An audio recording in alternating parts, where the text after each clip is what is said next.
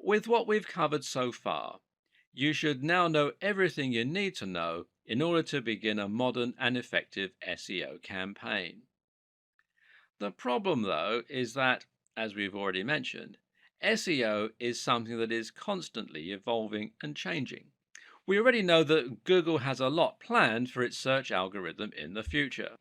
And the first big change we can expect to see going forward is the introduction of a real time algorithm. This means any changes made to your site's SEO might be reflected immediately in the search results.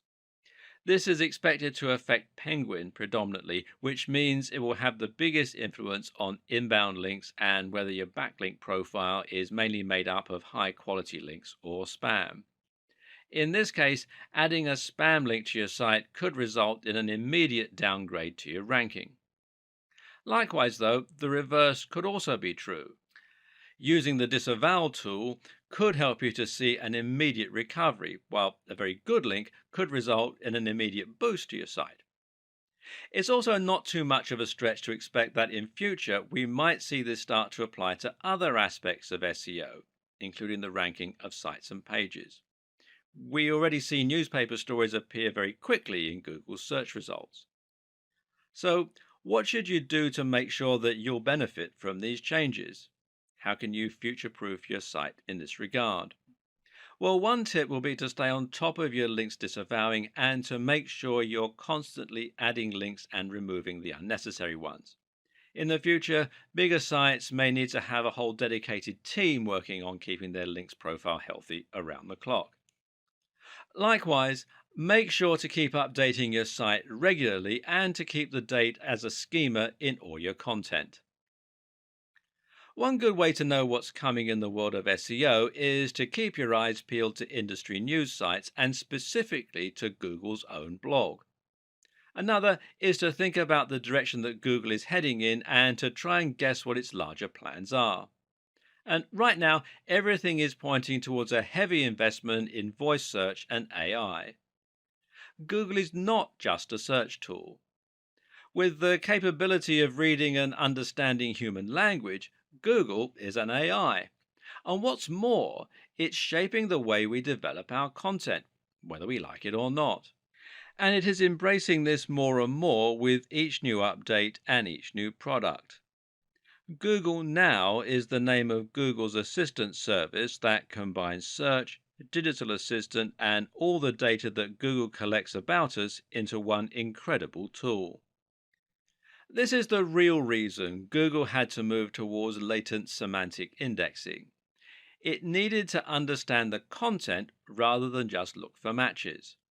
And this is why Google needed to start using rich snippets and structured data so that it could understand the key facts from the web.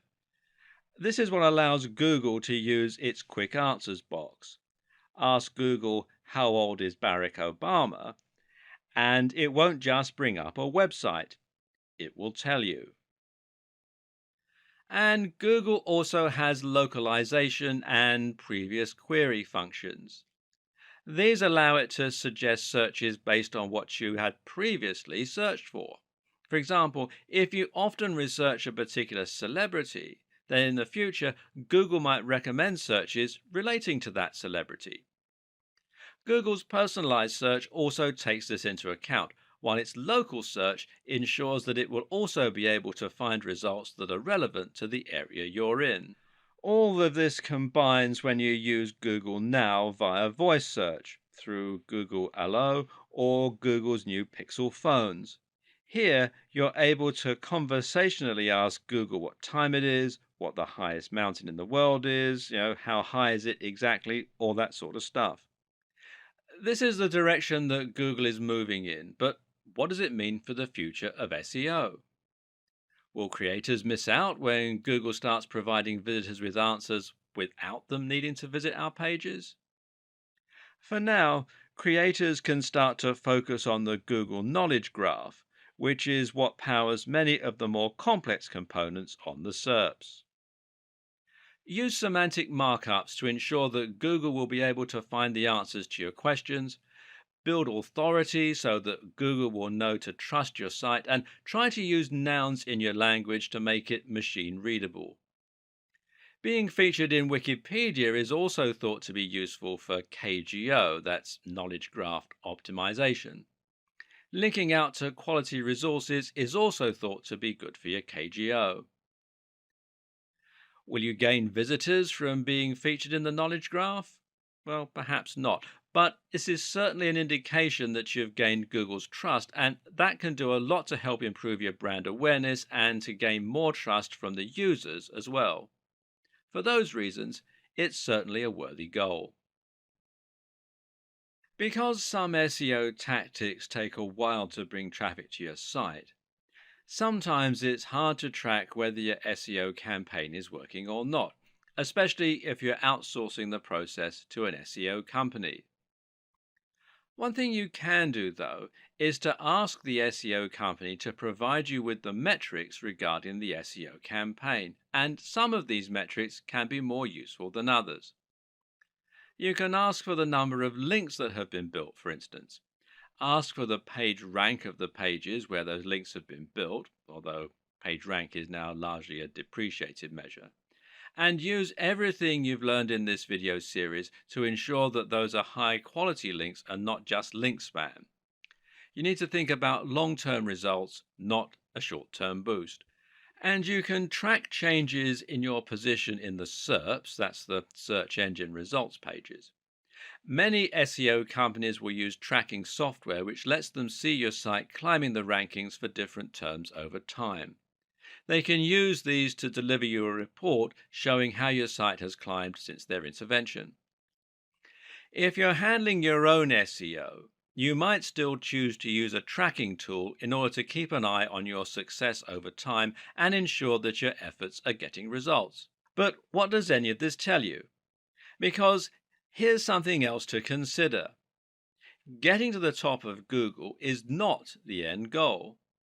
Even if you get to the top of Google, there's no guarantee this will bring more profits for your business because you need to ensure that the people finding your content are targeted and that those people are converting. Or to put it another way, all that really matters is the bottom line. If you're a business and you're paying for SEO, you'll need to know that you're getting more sales because of that SEO and you're earning more money. This way, the SEO is offering ROI, which means it's been money well spent. Savvy companies track the ROI of their SEO spend by using a tool called Google Analytics. This is the most well-known analytics tool for webmasters and marketers, and one particularly useful feature it has is the ability to set a goal and then track the traffic that makes it to that goal. If you're trying to sell a product, your goal might be the thank you page people get directed to after a purchase.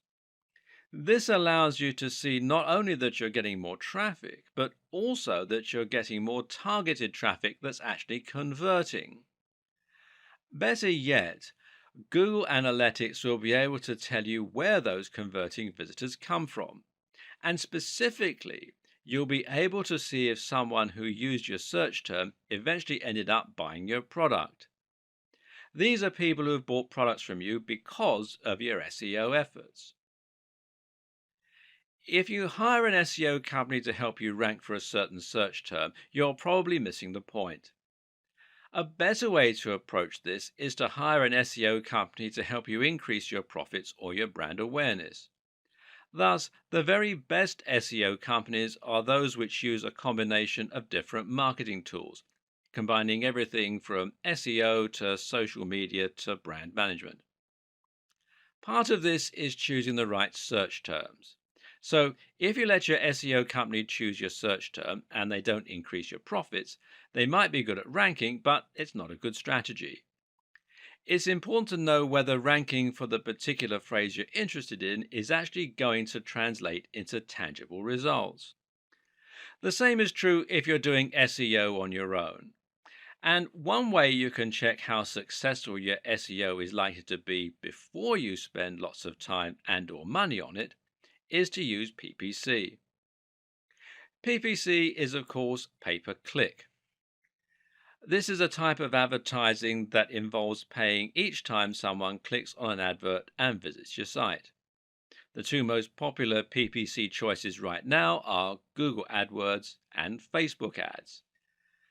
It's equally important that you use analytics in your own SEO campaigns for the very same reasons. Good SEO is about constant iteration and seeing which actions are having the best impact on your tracking.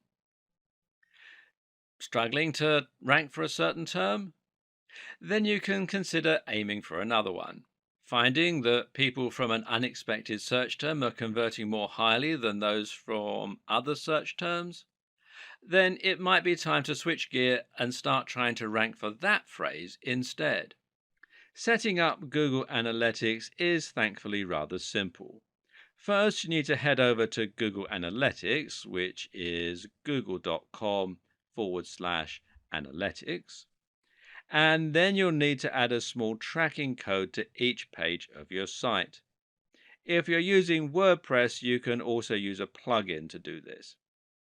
Then you can set up your view, which will let you choose which stats you want to look at. Some useful things to look at here are your audience overview, and this is key data regarding who is looking at your site, which can help you to better target specific demographics. Acquisition, this is where your traffic's coming from. Real time, which shows you how many people are on your site right now. And the aforementioned goals.